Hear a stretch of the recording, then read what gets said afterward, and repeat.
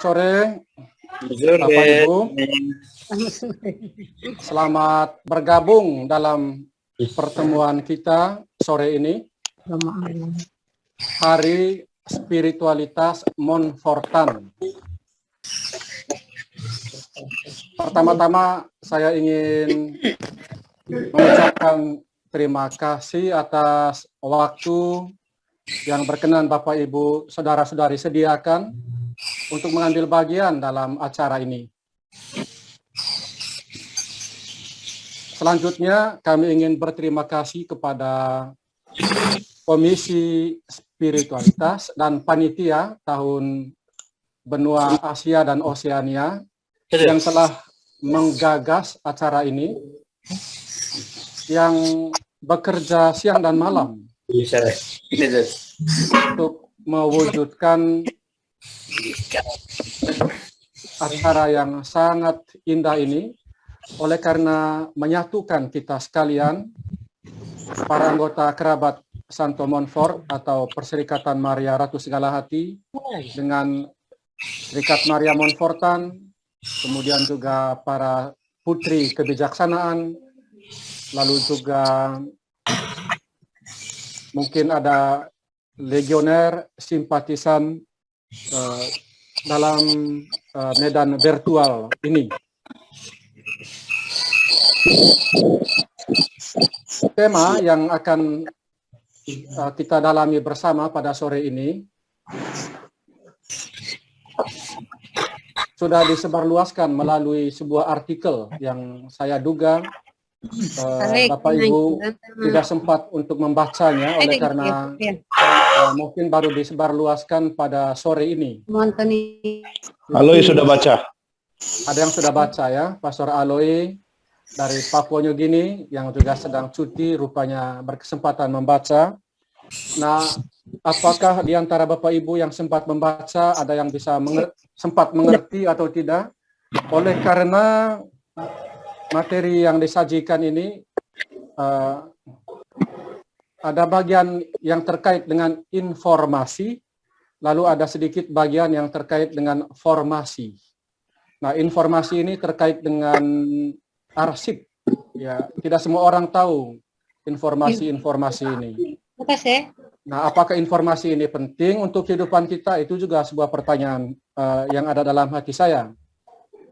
Namun entahlah bagaimana waktu itu pada saat Romo Goris menghubungi kami untuk menentukan sebuah tema, tiba-tiba kata-kata Santo Montfort ini yang muncul dalam pikiran saya, oleh karena saya sedang membaca beberapa kutipan tulisan Santo Montfort, sehingga saya rasa ya mungkinlah ini tema yang bisa disodorkan. Walaupun setelah itu saya sendiri akhirnya bingung bagaimana mengembangkan tema ini. Namun akhirnya ya untuk sementara kita sudah melihat hasilnya dalam bentuk teks. Nah, Romo Arif, apakah bisa dibagikan dengan saya screen-nya ini? Baik, Romo. Sehingga sebelum masuk ke dalam topik, saya sekurang-kurangnya bisa membeberkan kepada Bapak Ibu secara garis besar isi dari tema yang akan kita dalami ini. Ini halaman saya sekarang ya, Romo Arif ya.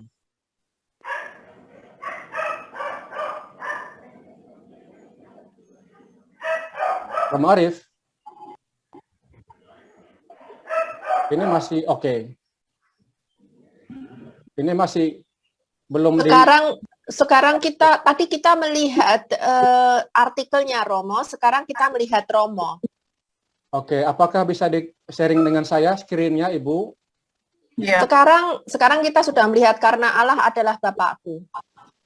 Enggak, Ibu. Apakah bisa, karena aku ada sediakan PowerPoint, Ibu. Oh, oke. Ya.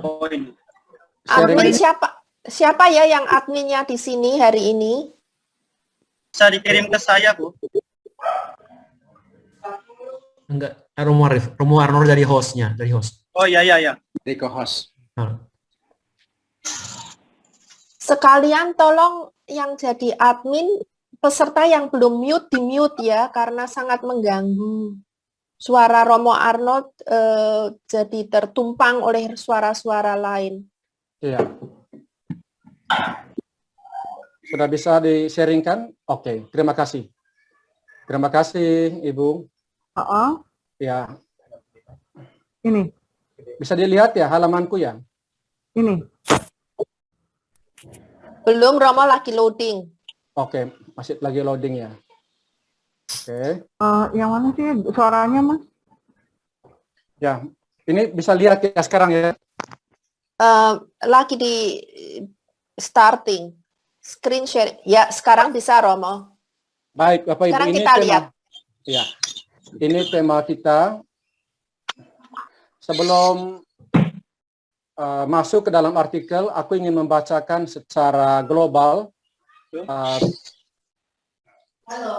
isi artikel atau presentasi kita. Nanti setelah itu aku komentari secara lebih mendalam lagi. Mengapa kita membahas tema ini? Ada dua tujuan yang ada dalam pikiran saya. Pertama, menekankan pentingnya administrasi atau arsip. Yang kedua, bahwa dalam masa-masa sulit kehidupan, kita tahu apa atau siapa yang harus kita andalkan, apa atau siapa yang harus kita perhitungkan agar bisa survive dalam masa-masa sulit kehidupan. Nah, ini kita lihat dari tulisan kata-kata Montfort. Oleh karena Allah adalah Bapakku, maka aku memiliki banyak tempat tinggal. Jadi Allah adalah Bapakku itu merupakan sebuah fondasi yang sangat kuat, yang tak tergoncangkan juga dalam masa-masa sulit. Pengalaman akan Allah sebagai Bapa. Nah, ini dua hal yang menjadi tujuan yang hendak dihembuskan oleh tema ini. Nah, pertama-tama Bapak Ibu yang terkasih, dalam artikel itu aku membahas tentang data. Dari mana kita mengetahui bahwa Montfort berziarah ke Roma?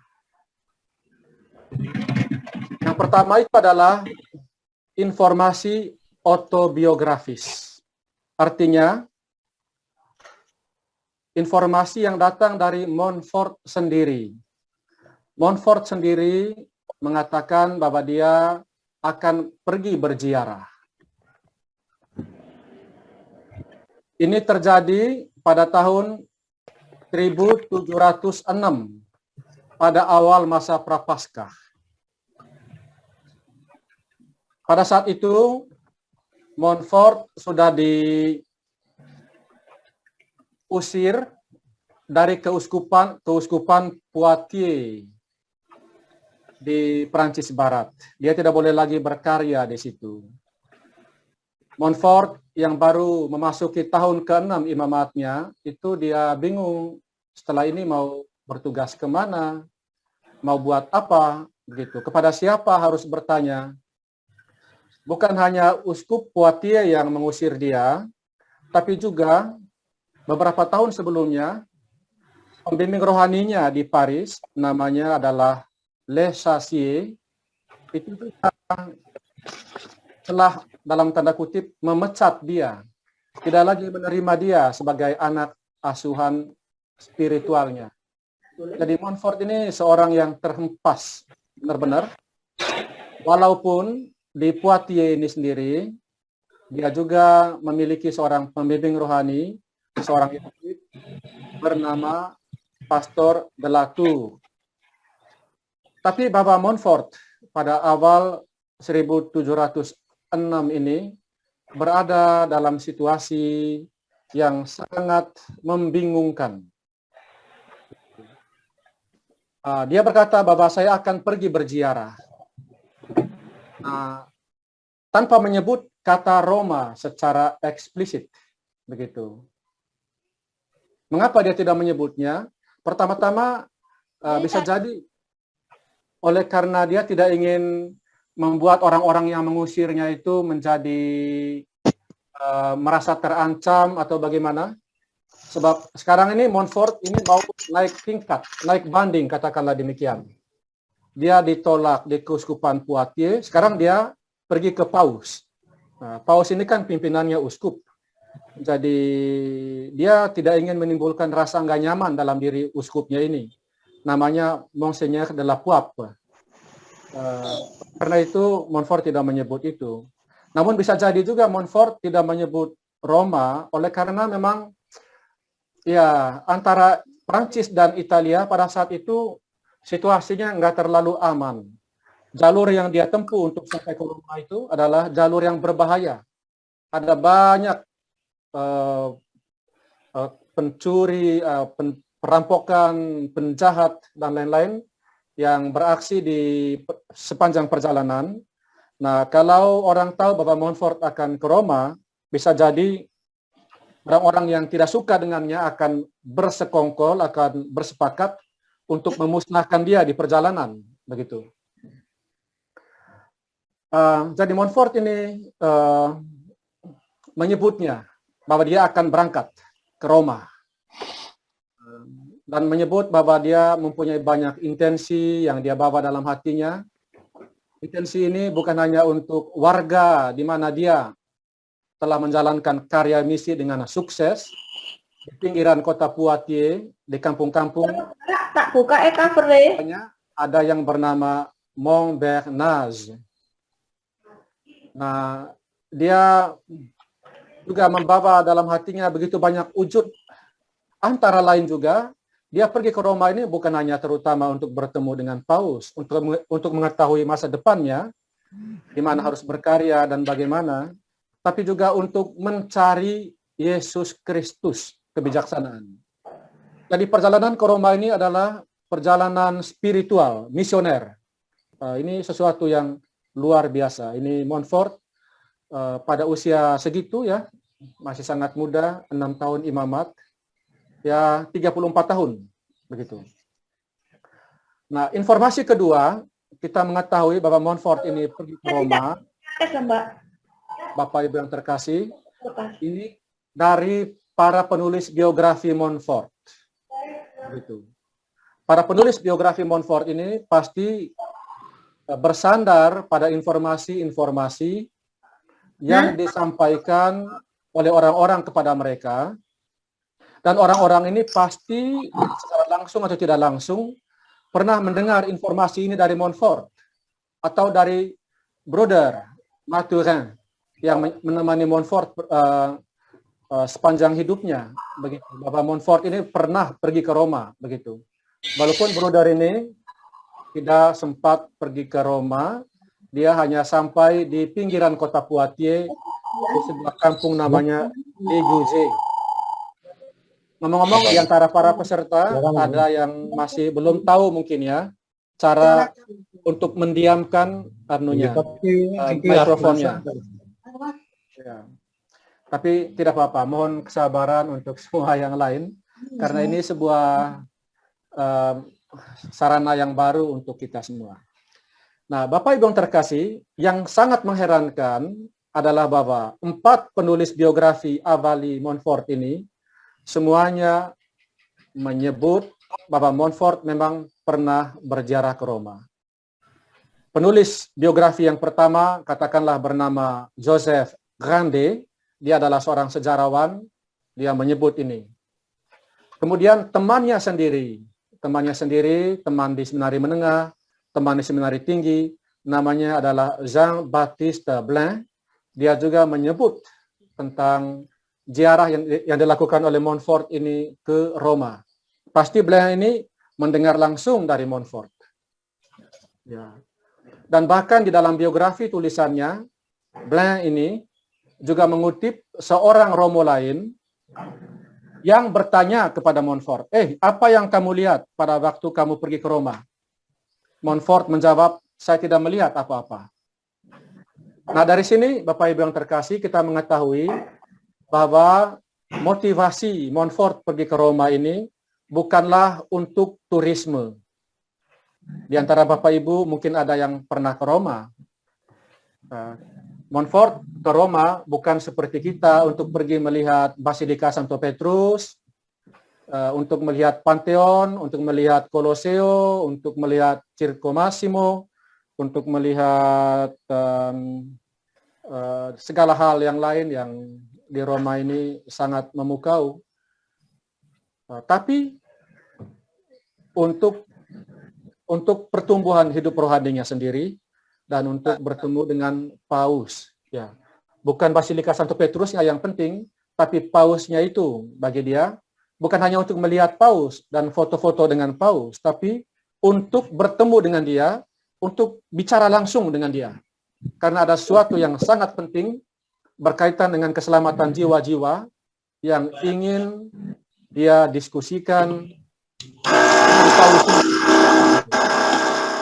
Jadi para penulis biografi ini,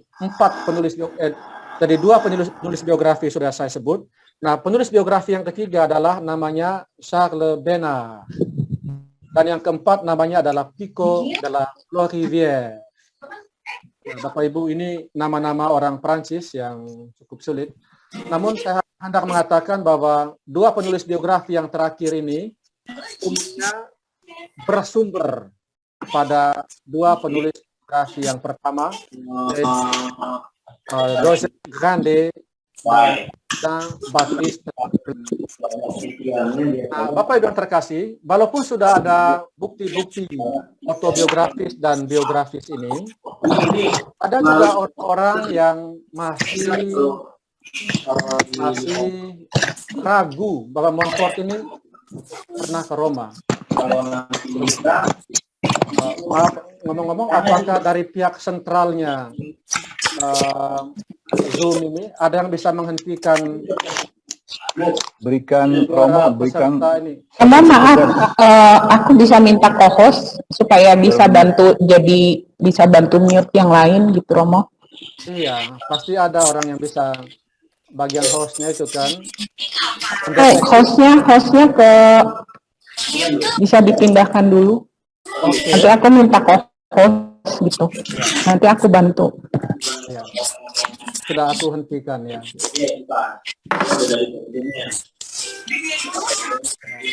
Jadi mendeteksi suara orang yang tidak bisa unmute Zoom-nya supaya dari sentralnya bisa dihentikan.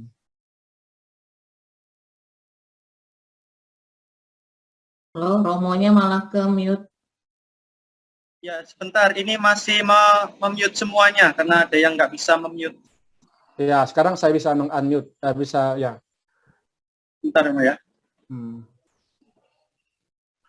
berikan satu petugas bantuan Mo untuk co-host Mumit.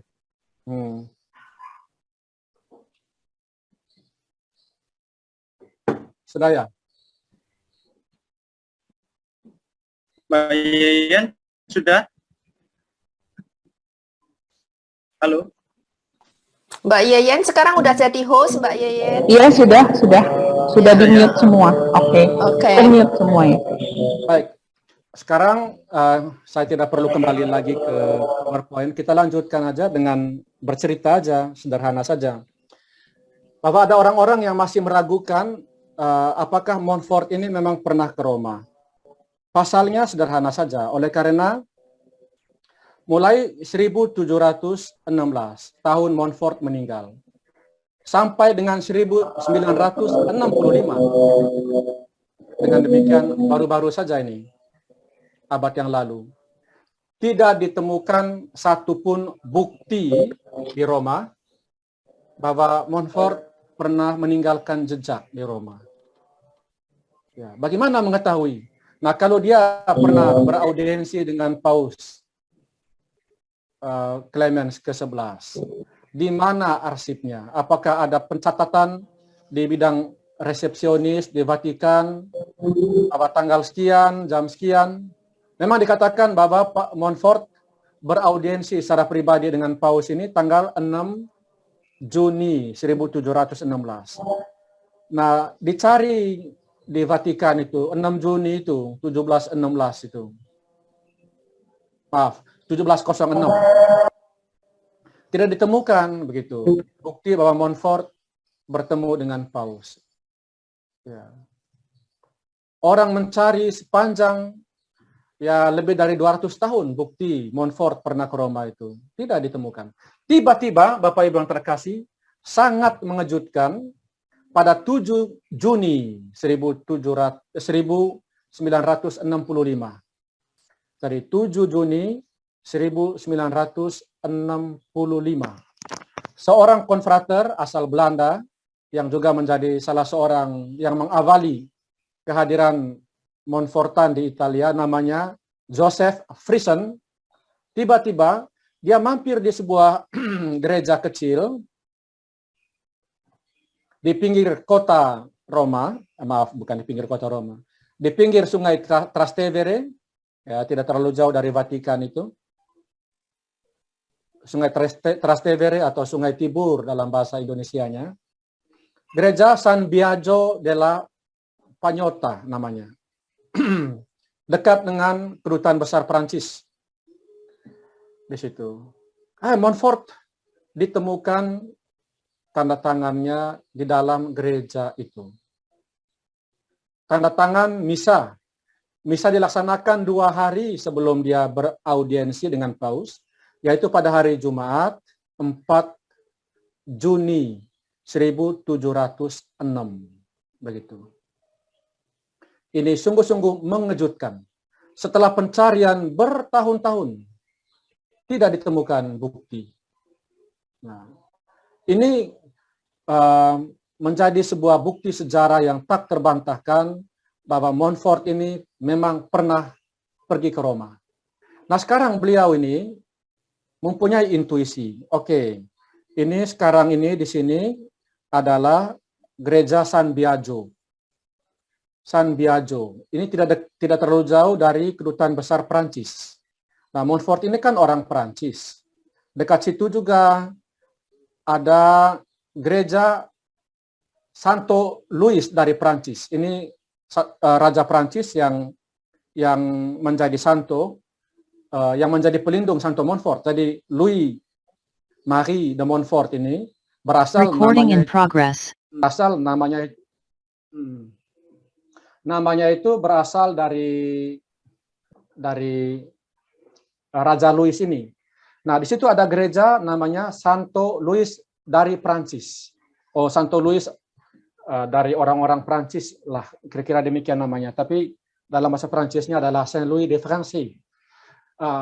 Jadi mereka ini berpikir begini, tidak mungkinlah Montfort ini di sebuah negara yang asing begini tidak merujuk ke tempat di mana dia berasal. Sebab gereja ini adalah gereja nasional Prancis.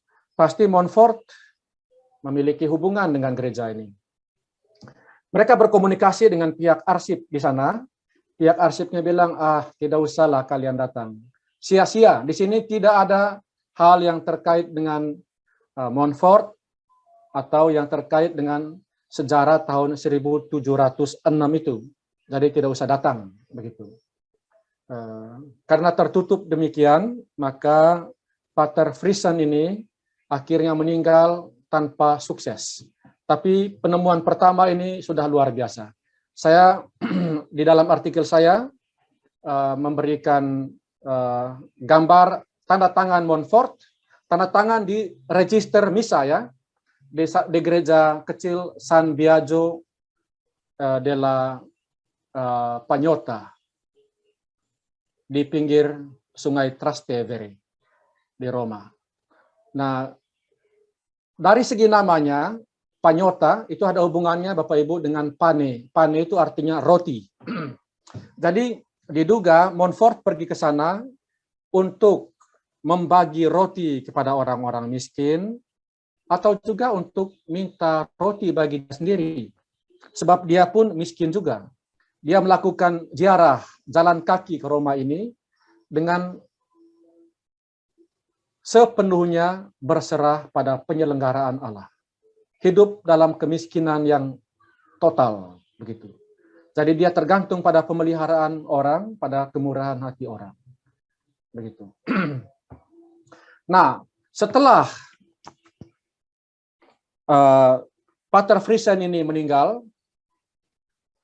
muncullah seorang yang bernama Pater Dorio Marie Huot. Namanya disebut demikian. Ini orang Kanada yang lama bekerja di Vatikan. Dia mendesak untuk setiap kali pergi ke gereja Saint Louis de France ini untuk masuk ke arsipnya. Ternyata, Bapak Ibu yang terkasih, di dalam data yang saya sampaikan, dia menemukan, bukan di register misa, tapi di daftar para peziarah Prancis yang nginap di rumah singgah yang letaknya di belakang gereja Saint Louis de France itu. Begitu. Dan di situ diketahui bahwa Montfort itu tinggal di situ pada akhir Mei 1706. Begitu. Nah, kita tidak tahu persis di mana Montfort itu tinggal pada hari-hari di mana dia hendak beraudiensi dengan Paus pada awal Juni itu. Karena tidak ditemukan arsip di tempat lain.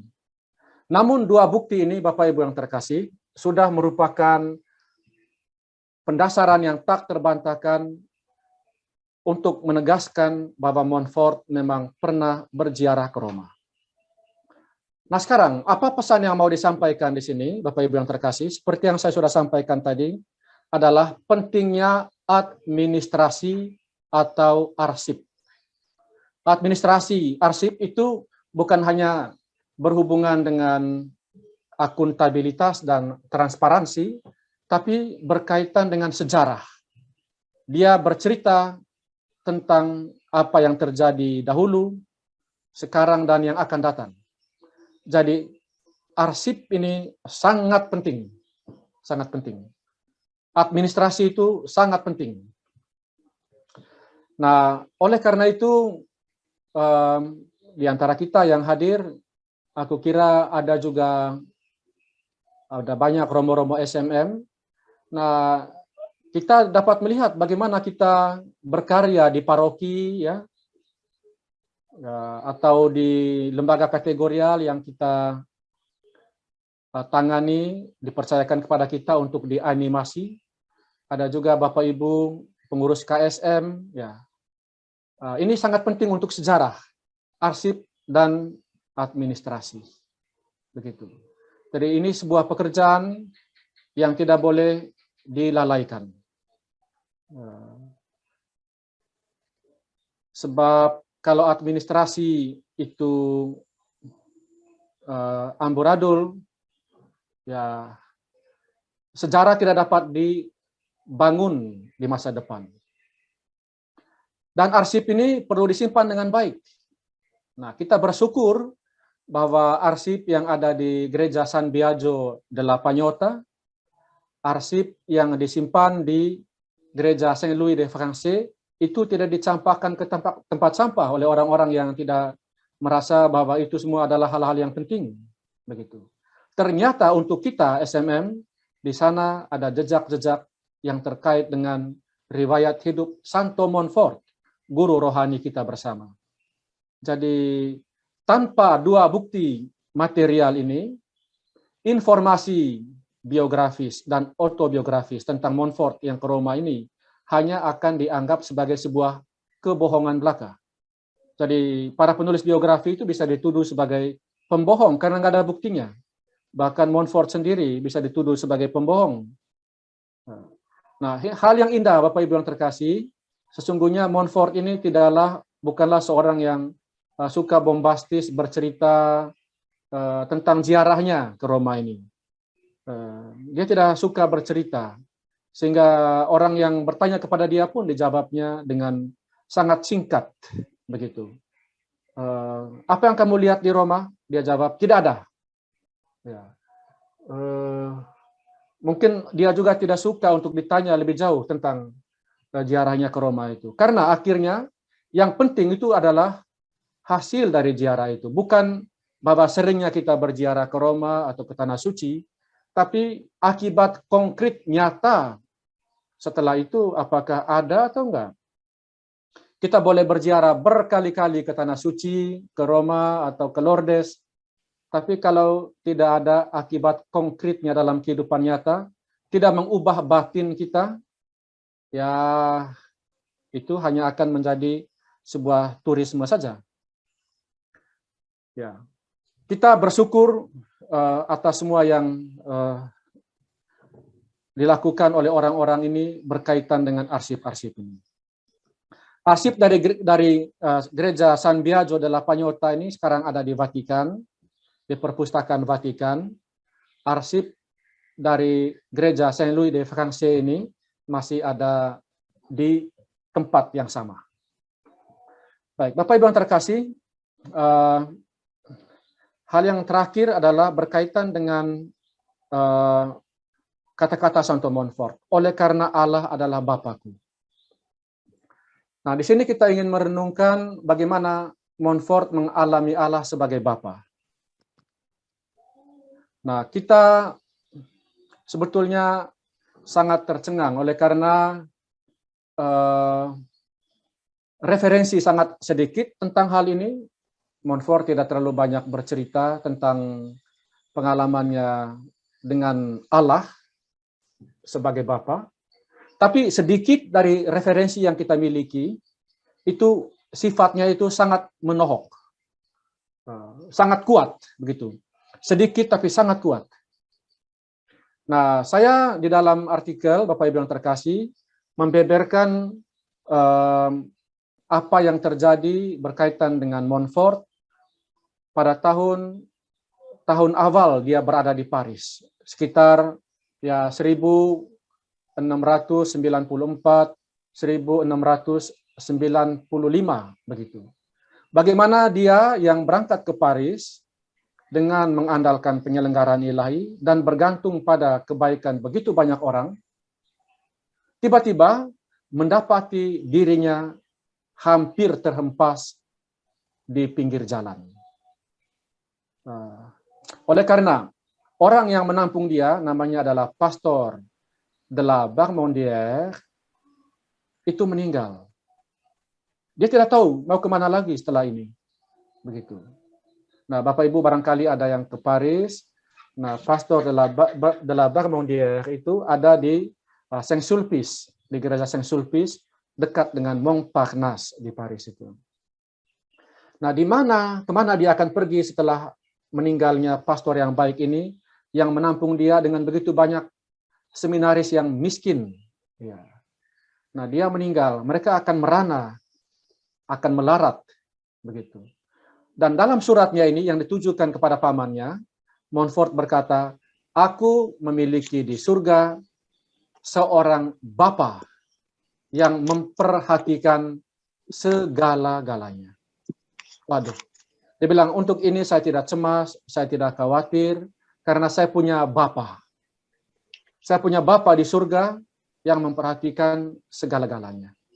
Atau dengan bahasa lain, kalau dalam bahasa Prancis, diterjemahkan secara harafiah dalam bahasa Indonesia, kita juga dapat berkata, aku memiliki dalam surga seorang bapa yang tak pernah lalai. Indah sekali. Jadi, sebuah kepastian dari seorang anak yang berusia ya 20 tahun begitu. Pengalaman akan Allah yang sangat mendalam sebagai seorang bapa. Dan kalau Allah adalah bapa, tentu dia adalah seorang anak. Begitu. Nah, dalam pikiran dan pengalaman Montfort, Bapak Ibu yang terkasih, tampak bahwa bagi dia seakan-akan Allah itu tidak memperhatikan orang-orang lain. Seakan-akan Allah itu hanya memperhatikan dia saja, begitu. Dan untuk itu dia pasrah setotal-totalnya, sepenuh-penuhnya kepada Allah itu. Dia tergantung sepenuhnya padanya. Dan dia yakin bahwa Allah itu tidak akan pernah mengabaikan dia. Ya.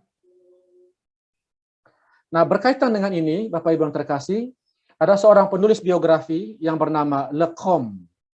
Dia mengatakan bahwa sesungguhnya tatkala hendak meninggalkan Rennes, kampung atau provinsi negara bagian asal Montfort ini, sebelum ke Paris, ya, Montfort ini membagi-bagikan pakaiannya kepada orang-orang miskin, kemudian menukarkan pakaian yang dia miliki dengan seorang miskin yang lain, uangnya kepada seorang miskin yang lain, sehingga dia menjadi seorang pengemis sampai ke Paris. Tapi setelah semuanya ini dia lakukan, bahkan mengucapkan kaul ikhtiar untuk hidup miskin, dia berkata, baru sekarang saya dapat berkata, Bapa kami yang ada di surga.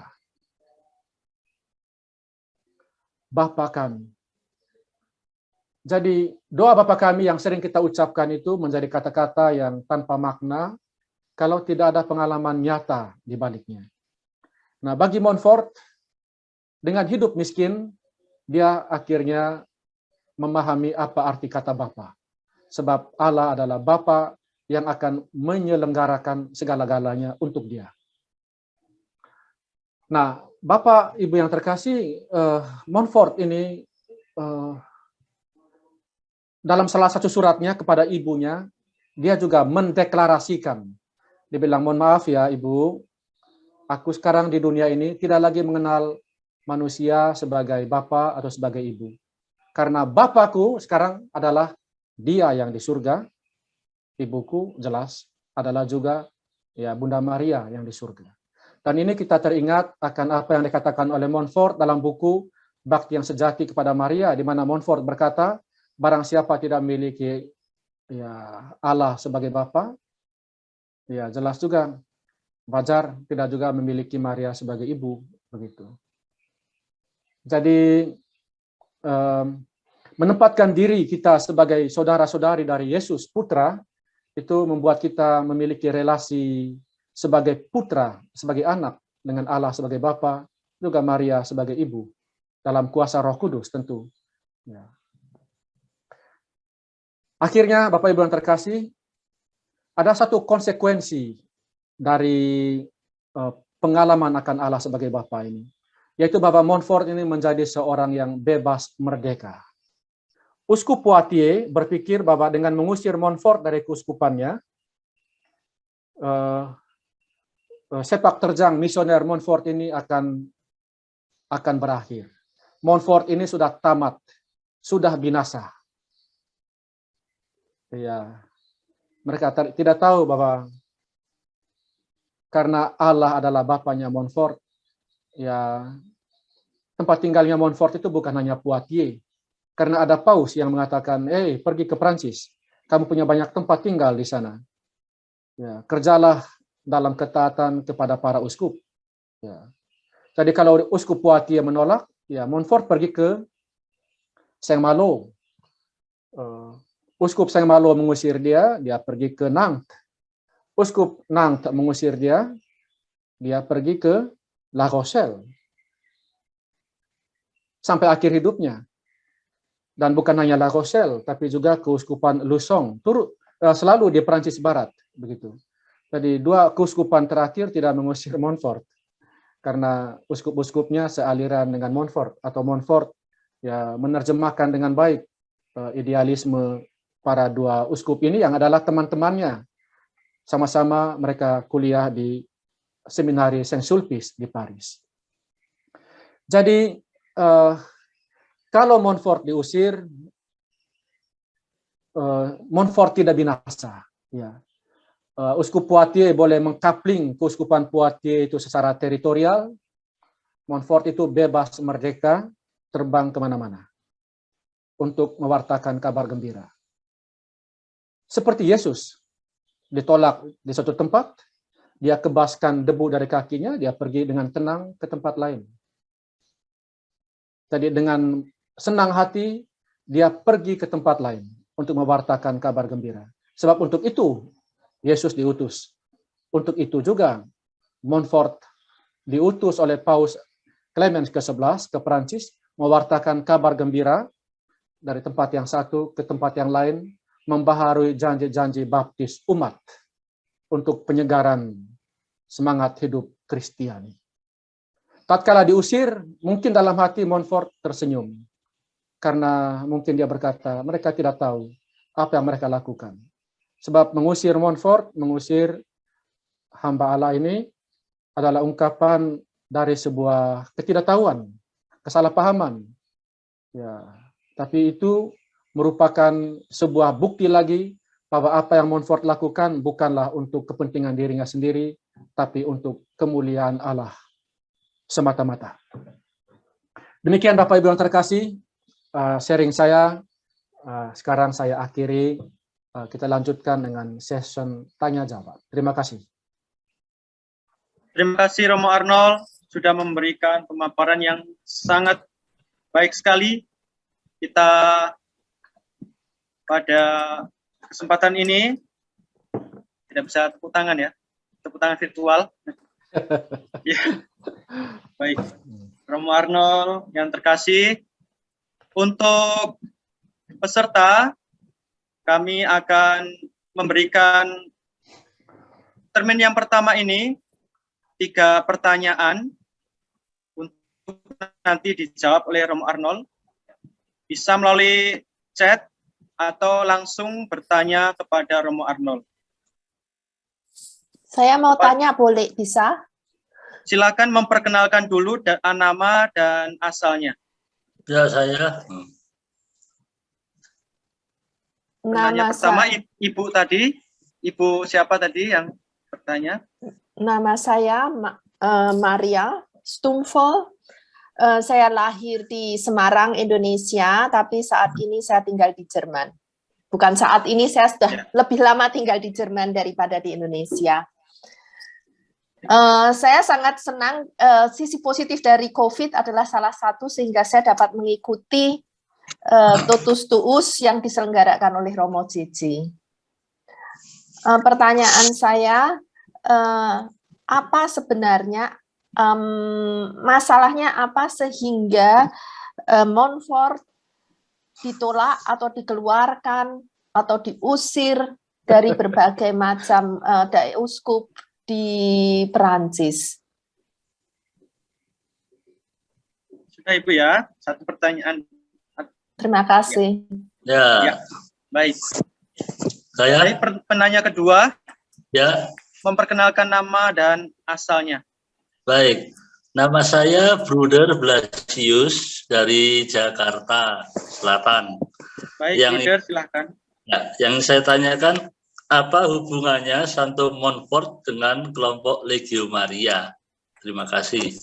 Terima kasih. Penanya berikut. Saya mau, Kak Erwin. Ya. Ya, saya perkenalkan diri Erwin, Paroki Duransawi, Jakarta, dari Totus Tuus 3, pimpinan Romo JJ. Ya. Iya. Yang ingin saya tanyakan ini adalah satu hubungan Montfort dengan Bunda Maria. Kalau dalam sejarah yang disampaikan tadi oleh Romo Arnold bahwa awal itu kan Montfort itu punya suatu misi hidup dan dia sangat-sangat sangat punya prinsip hidup bahwa aku memiliki seorang bapa yang memperhatikan segalanya. Artinya hidupnya itu semua adalah bapa. Tapi ketika kami belajar Totus Tuus, malah beralih Montfort itu mengajarkan tentang devosi tentang Bunda Maria. Nah, jadi pertanyaan saya adalah kapan saatnya Montfort itu beralih dari sebelumnya dengan misi-visi untuk Allah sebagai Bapa dalam hidupnya, terus kembali lagi kepada devosi untuk Bunda Maria. Ada temuan waktunya, kenapa dengan asna apa? Seperti itu. Terima kasih. Baik, terima kasih untuk penanya pada termin pertama. Ada Ibu Maria dari Semarang, ada Bruder Johannes dari Jakarta, dan Bapak Erwin di Durensawit. Pada Romo Arnold kami persilahkan untuk menjawab. Baik, terima kasih Bapak Ibu yang terkasih. Yang pertama adalah penyebab mengapa Montfort ini diusir.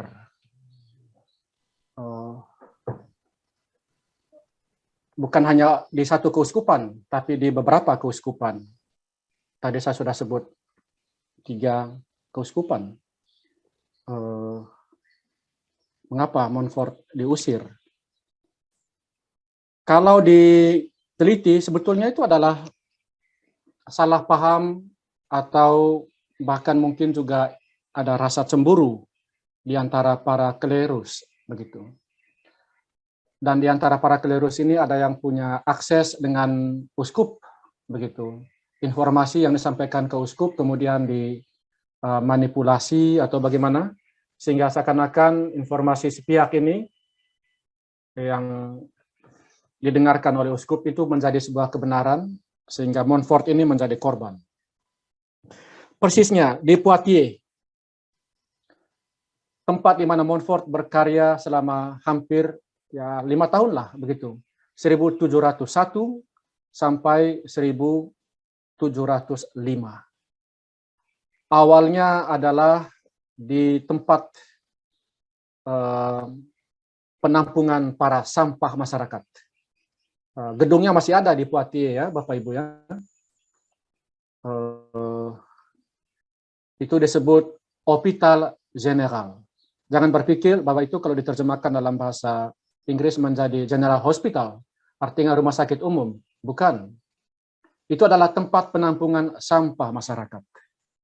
Itu dibangun oleh Raja Louis ke-14 untuk menjebloskan ke dalam orang-orang yang dianggap sampah, supaya jalan-jalan kota Paris itu bersih dari namanya penganggur, gelandangan, pengemis, orang gila, pokoknya dijebloskan semua ke dalam. Di situ Montfort diusir 1703 itu karena mereka tidak setuju dengan politik yang dijalankan oleh Montfort bersama dengan timnya berkaitan dengan pentingnya makan bersama dan lain-lain. Jadi Montfort itu ingin agar di situ ada juga atmosfer spiritualnya. Kalau tidak itu hanya menjadi tempat para bandit, begitu. Ya, Montfort diusir. Lalu Montfort juga pergi ke Paris. Bapak Ibu tahu kalau di Paris itu ada rumah sakit besar namanya La Salpêtrière. Di situ. Montfort melayani di situ. Tatkala dia membuka piringnya setelah makan, dia lihat di bawah itu ada kertas meminta dia untuk pergi dari situ. Nah, berkaitan dengan karya misi di Poitiers ini yang dikatakan dilakukan dengan keberhasilan yang spektakuler, luar biasa. Nah, ada sebuah peristiwa di mana dia meminta agar buku-buku yang bernada cabul dan lain-lain itu dikumpulkan jadi satu untuk dibakar. Itu bagian dari salah satu proyek karya misi untuk pembaharuan moral spiritual umat. Nah, tiba-tiba muncullah berita yang sampai di telinga seorang wakil uskup, vikaris jenderal uskup. Jadi uskup ini punya beberapa vikaris jenderal. Salah seorangnya bernama Abbé de Villeroy ini. Sampai di telinga dia kabar bahwa Montfort itu membuat patung setan. Patung setan ini ditempatkan di atas perapian untuk membakar setan ini. Montfort mau membakar setan. Nah, vikaris jenderal ini menyampaikan ke uskup itu Montfort itu membuat ritus setanik, begitulah. Nah, pada zaman itu juga Bapak Ibu hal-hal yang berkaitan dengan tahyul klinik di Perancis seperti juga sekarang tidak hilang ya. Itu sesuatu yang sangat peka. Maka uskup langsung bereaksi demi keamanan, kedamaian, ketenteraman hidup spiritual umat di situ. Montfort diminta untuk meninggalkan. Itu di keuskupan Poitiers. Di keuskupan Nantes itu terjadi tahun 1710, di mana Montfort membangun Bukit Kalvari yang tetap eksis sampai sekarang, namanya Bukit Kalvari Pongsato. Mungkin Bu Maria yang dari Jerman pernah ke situ. Ya, itu tidak terlalu jauh dari daerah Normandia, Bretagne, tidak terlalu jauh dari Mont Saint-Michel. Ya, masih ada Kalvarinya, masih Montfortan juga masih di sana. Salah seorang konfrater kita dari Indonesia juga berkarya di sana, Romo Willy. Jadi Bukit Kalvari itu dibangun Montfort bersama dengan umat tahun 1709, 1710 dengan susah payah, tiba-tiba pada saat pemberkatan yang sudah disetujui oleh uskup untuk datang memberkati, ya, tanggal 14 September 1710 dilarang untuk diberkati dengan perintah dari raja, begitu. Montfort jalan kaki dari kampung Pongsato itu ke Nantes untuk bertemu dengan uskup. Uskup tidak ada di tempat, begitu. Montfort ingin minta penjelasan kenapa ini terjadi, begitu. Ternyata semuanya sia-sia. Di balik itu rupanya ada sebuah informasi yang dilakukan oleh orang, disebarluaskan oleh orang-orang yang tidak suka dengannya, yang mengatakan bahwa Bukit Kalvari yang dibuat oleh Montfort ini bisa menjadi benteng untuk orang-orang Inggris bersembunyi untuk berperang melawan Perancis. Ini kebohongan yang jelas, jelas masuk akal. Ya, kebohongan yang jelas-jelas bahwa itu adalah sebuah kebohongan. Ya, itu sebuah gundukan kecil, Bukit Kalvari itu masa menjadi benteng. Dan diperintahkan supaya gundukan itu diratakan lagi. Jadi bukan saja pemberkatan dibatalkan, tapi juga gundukan itu diratakan lagi. Ya, ini alasan, ya Bapak Ibu yang terkasih, kenapa Montfort ini mengalami peristiwa tragis dalam hubungan dengan para uskup ini. Dan para uskup ini kan Bapak Ibu bukan seperti para uskup kita sekarang, begitu.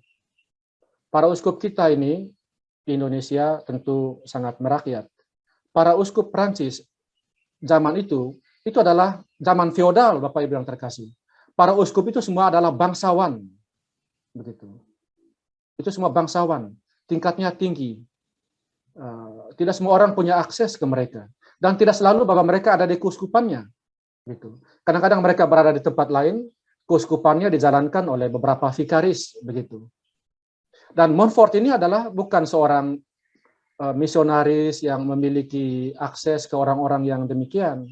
Dia adalah misionaris kampung sederhana, begitu.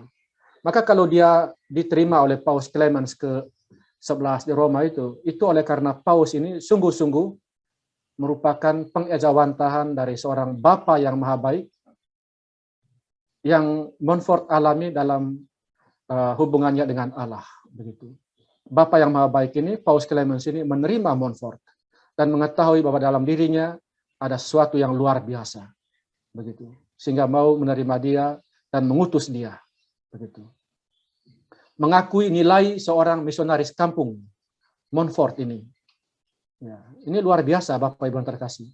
Jangan kita melihat orang dari penampilannya, dari tempat karyanya, tapi melihat bahwa dalam diri orang itu ada sesuatu, begitu. Dalam diri Montfort ini, Paus Clemens ini melihat Allah berkarya. Demikian pun Uskup La Rochelle dan Uskup Luçon yang bekerja sama dengan Montfort hingga akhir hidup Montfort ini. Mereka adalah teman-teman Montfort. Baik, sekarang Bruder Blasius bertanya tentang hubungan Montfort dengan Freundorf ini. Atau Legio Maria, ya. Hubungannya Bapak Ibu yang terkasih terletak pada kenyataan bahwa pada tahun 1921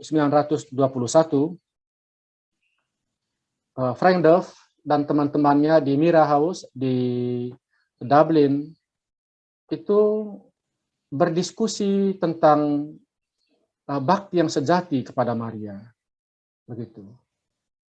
Dan menemukan bahwa ini merupakan sebuah fondasi yang baik untuk apa yang kemudian disebut sebagai Legio Maria. Dan oleh karena itu, sistem Legio Maria itu dikembangkan ala militer Roma, tapi jiwanya itu bakti yang sejati kepada Maria. Begitu. Ini bukan oleh karena Freundorf itu mengenal Montfort, sejaman dengan Montfort, enggak. Montfort itu 1673, 1716. Freundorf ini abad yang lalu, begitu. Jadi ada 200-an abad, 200-an tahun selisih hidup mereka. Mereka tidak sejaman. Tapi Freundorf ini jauh sebelum Yohanes Paulus II membaca Montfort. Begitu. Jadi ini hanya untuk menunjukkan bahwa Montfort ini adalah seorang guru rohani yang dibaca dan ajarannya diterjemahkan secara kontekstual oleh Frank Duff dan akhirnya menjadi eklesial sifatnya oleh karena merambah ke gereja secara semesta. Ini bukan hanya terjadi dengan dia, tapi juga dengan Yohanes Paulus II, dengan berbagai macam gerakan dalam gereja masa kini yang terus membaca Montfort dan mengkontekstualisasikan ajarannya. Nah, berkaitan dengan Legio Maria ini persisnya adalah bahwa Frank Duff kemudian mengambil kata-kata Montfort menjadi doa dari Legio Maria, begitu. Misalnya Asies itu kan, kemudian doa penutup Tessera itu juga adalah kata-kata dari Montfort, dari Bakti yang Sejati kepada Maria nomor 214, doa mohon iman. Nah, itu kata-kata Montfort di sana. Hanya kemudian dimodifikasi.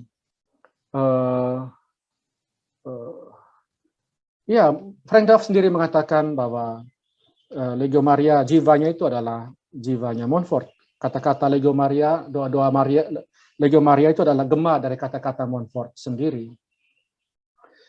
Dan oleh karena itu wajar sekali kalau Montfort itu menjadi salah seorang pelindung Legio Maria.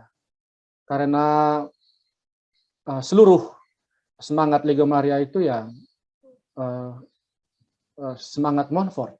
Itulah sebabnya mengapa buku pegangan Legio Maria bab 6 juga merekomendasikan agar para legioner menghayati pembaktian kepada Yesus Kristus melalui Maria yang diajarkan oleh Montfort. Begitu. Nah, sekarang pertanyaan dari Pak Erwin. Ini sesuatu yang indah. Saat saya di Malang dulu, ada seorang ibu tetangga kami di kontrakan berkata, tatkala membaca buku Rahasia Maria, dia bilang, Romo, ini Montfort ini kok ngomongnya Maria, Maria terus ya Romo? Aku bilang, baik kalau baca Ibu secara mendetil, oleh karena akan menjadi jelas bahwa kalau Montfort berbicara tentang Maria, Maria, Maria terus, itu bukan oleh karena Maria yang ada di pusat, begitu. Walaupun Maria itu sifatnya sentral, begitu, bukan pusat. Dia bukan center, tapi sentral. Oleh karena Montfort berbicara tentang dimensi marial hidup Kristiani. Itulah sebabnya mengapa dia berbicara tentang Maria. Dia menjelaskan dimensi marialnya itu, atau warna marial hidup Kristiani. Itu yang dia tekankan. Itu tidak berarti bahwa dia tidak berbicara tentang Kristus atau tentang Bapa, tentang Roh Kudus, Tritunggal yang Maha Kudus. Nah, kalau Bapak Ibu membaca Bakti yang Sejati, ya Romo Goris itu pakarnya di situ. Beliau menulis tesis tentang Tritunggal Maha Kudus ya dalam pandangan Montfort. Ya. Akan ada bukti yang sangat eksplisit bagaimana Montfort merenungkan Bunda Maria ini dari sudut pandang Bapa, Putra, dan Roh Kudus. Indah sekali. Jadi Bapak Ibu mohon membaca buku Bakti yang Sejati kepada Maria dalam perspektif ini.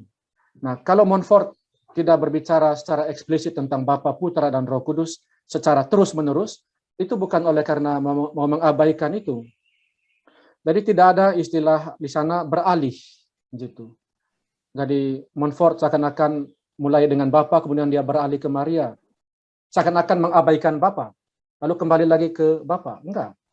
Tidak ada yang diabaikan, sebab Bapa, Putra, dan Roh Kudus itu adalah pusat permenungan dari Santo Montfort. Begitu. Kita doa Angelus dulu. Ya, monggo. Pak Romo, Suster, Bapak Ibu, mari kita berdoa malaikat Tuhan. Dalam nama Bapa dan Putra dan Roh Kudus. Amin. Amin. Maria diberi kabar oleh malaikat Tuhan. Maka ia mengandung dari Roh Kudus. Kudus. Salam Maria, penuh rahmat, Tuhan sertamu. Terpujilah engkau di antara wanita, dan terpujilah buah tubuhmu Yesus.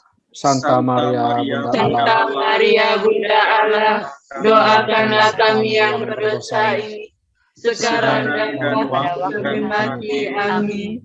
Aku ini hamba Tuhan. terjadilah Padamu perkataan. Salam Maria, penuh rahmat, Tuhan sertamu. Terpujilah engkau di antara wanita, dan terpujilah buah tubuhmu Yesus. Santa Maria, Bunda Allah, Bunda Allah, Maria, Bunda Allah, sekarang dan pada waktu kami sekarang mati. dan Amin. waktu kami mati. Amin. Sabda sudah menjadi daging. dan tinggal di antara kita. Salam Maria, penuh rahmat, Tuhan sertamu. Terpujilah engkau di antara wanita, dan terpujilah buah tubuhmu Yesus. Santa Maria, Bunda Allah, doakanlah kami yang berdosa ini, sekarang dan waktu kami mati. Amin. Doakanlah kami ya Santa Bunda Allah, supaya kami dapat menikmati janji Kristus. marilah berdoa. Ya Ya Tuhan, Tuhan, karena Kami kami mengetahui bahwa Yesus Kristus Putra menjadi manusia. manusia. Kami mohon curahkanlah Rahmat-Mu dalam dalam hati kami, supaya supaya secara dan salibnya kami dibawa kepada kebangkitan yang mulia oleh Kristus Tuhan kami. dalam nama Bapa dan Putra dan Roh Kudus. Amin. Terima kasih. Bapak Ibu, saudara-saudari yang terkasih, kita masuk ke termin yang kedua.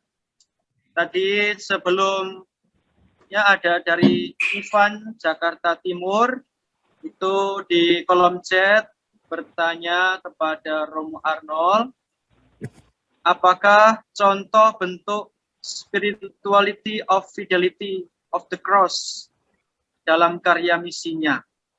Dari Paul, mohon maaf, bukan Ivan. Paul, Paroki Pulau Gebang, Jakarta Timur. Itu pertanyaan pertama. Pertanyaan kedua, ini dari Bapak Ivan Bandung, ini dari tadi sudah angkat tangan. Iya, mau. Ya, monggo silakan Pak Ivan untuk mengajukan pertanyaan. Ya, sore Romo Arnold. sore Pak Ivan. Ya, begini Romo, ini memang kebetulan terkait erat dengan Legio ya, mengenai administrasi Mo. Ini untuk Legio Maria sebetulnya sangat terasa sekali bahwa kita tidak punya semacam panduan yang jelas mengenai beberapa hal yang terus-menerus menjadi satu legenda perdebatan di Legio Maria kan.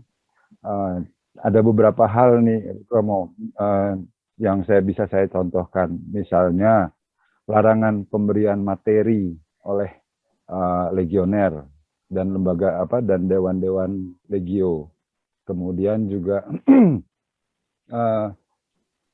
ada beberapa hal saya kira yang sebetulnya bisa digali kalau misalkan kita bisa melihat arsip-arsip rapat Prengdav pada awal mula itu mengenai apakah sebetulnya keanggotaan pretorian contohnya itu memang dimaksudkan hanya sebagai tambahan biasa atau justru keanggotaan pretorian itu sebetulnya adalah tujuan utama Montfort mengarahkan anggota, bukan Montfort, Prengdav ya.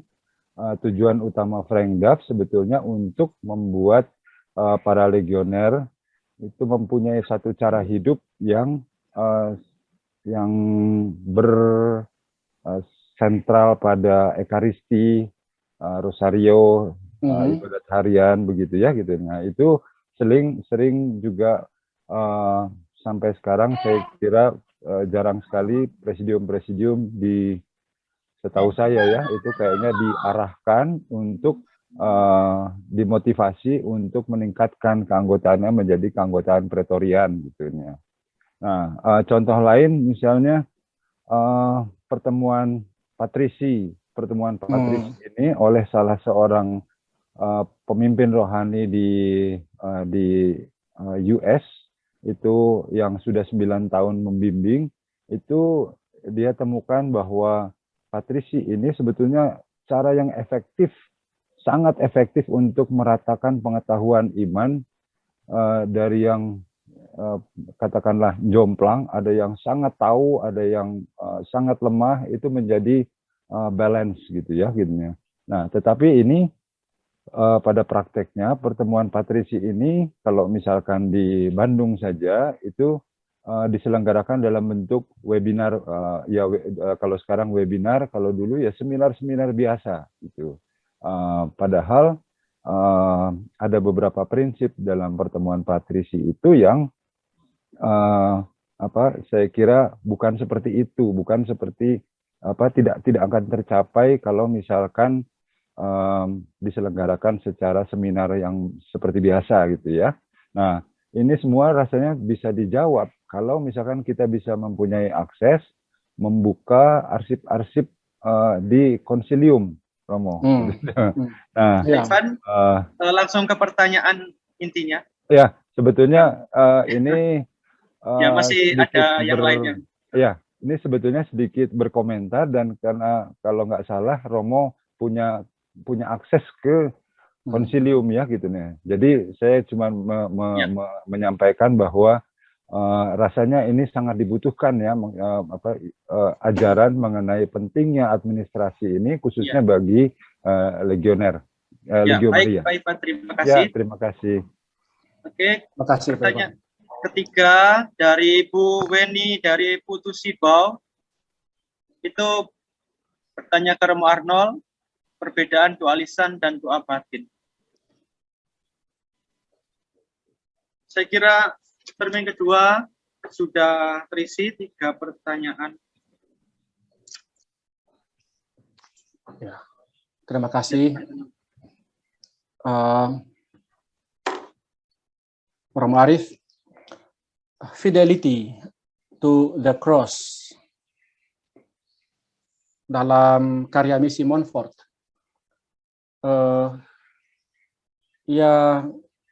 Yang ini sangat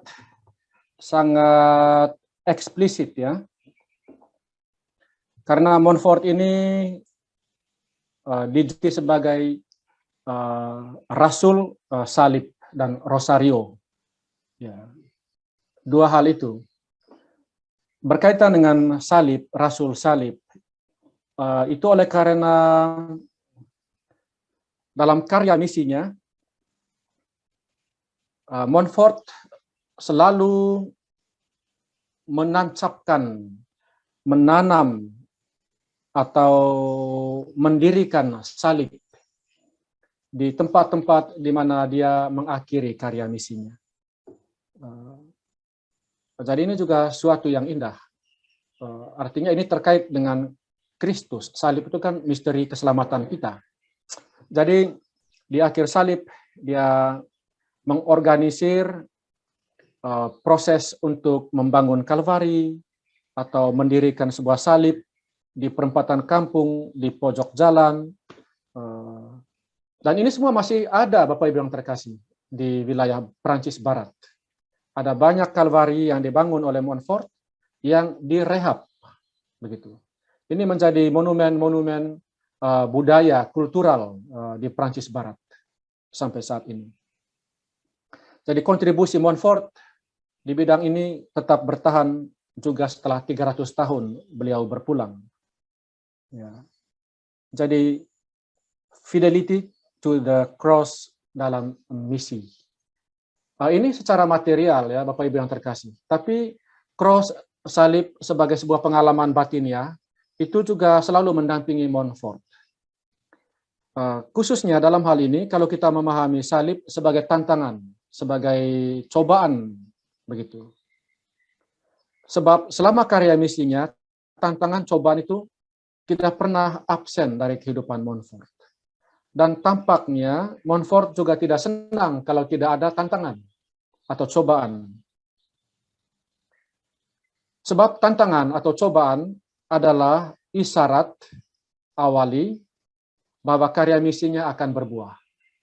Kalau tak ada tantangan, tak ada cobaan, karya misi itu akan melempem. Tidak ada yang menarik. Begitu. Itulah sebabnya mengapa di salah satu kampung di daerah Nantes, di Prancis, Montfort berkata, tiada salib, itulah salib. Artinya adalah bahwa kalau tak ada cobaan, tak ada tantangan, kesulitan, itu adalah tantangan yang sesungguhnya. Jadi harus ada tantangan. Nah, kalau ada tantangan, dia senang, begitu. Dia akan menghadapi semuanya itu. Jadi no cross, what a cross.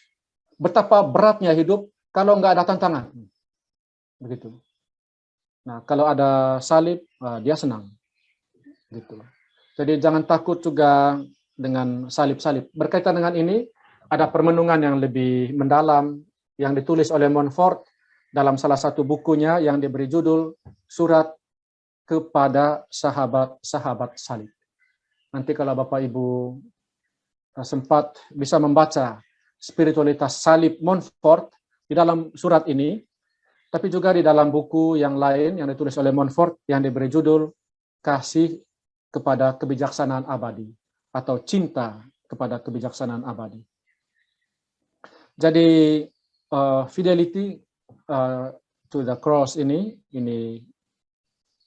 dihayati oleh Montfort secara spiritual, kemudian dimaterialisasikan keluar dalam karya misi.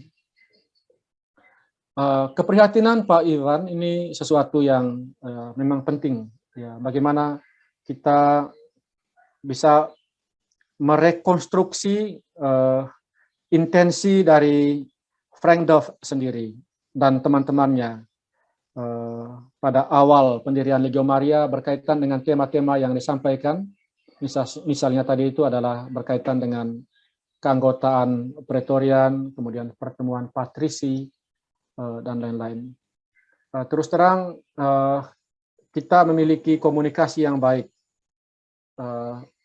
Maksud saya administrasi jenderal Montfortan di Roma dengan Montfort House yang adalah konsilium di Dublin.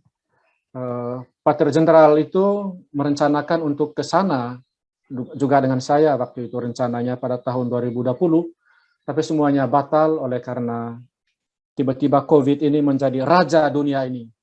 Dia mengatur semuanya. Ya, jadi pertemuan fisik itu menjadi untuk sementara ini tertunda. Tapi Pater Jenderal selalu dalam kontak dengan beberapa pimpinan tertinggi Legio Maria di tingkat konsilium, karena ada yang juga tinggal di Roma dan lain-lain.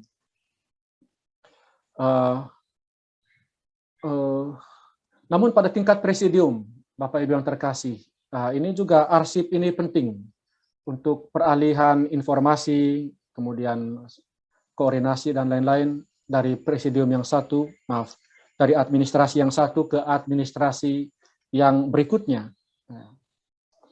Para konfrater yang ada di sini, ya karya di paroki, administrasi parokial, administrasi sakramental, administrasi keuangan, itu bukan untuk kepentingan kita, tapi itu untuk kemuliaan bersama sebagai gereja, begitu.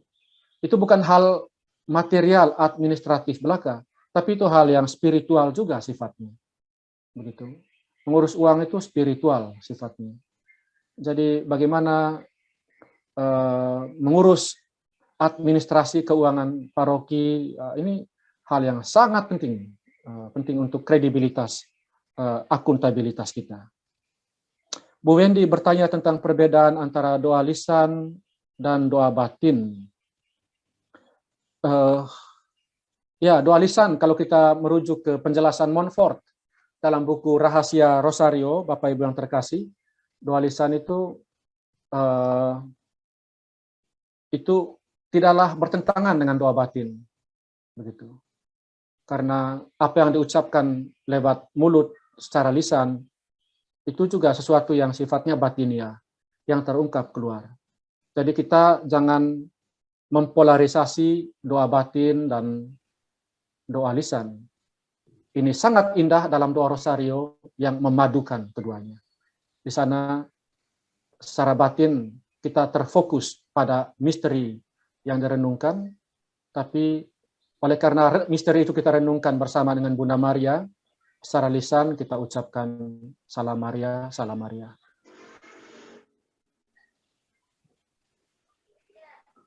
Bisa pertanyaan satu lagi, Romo?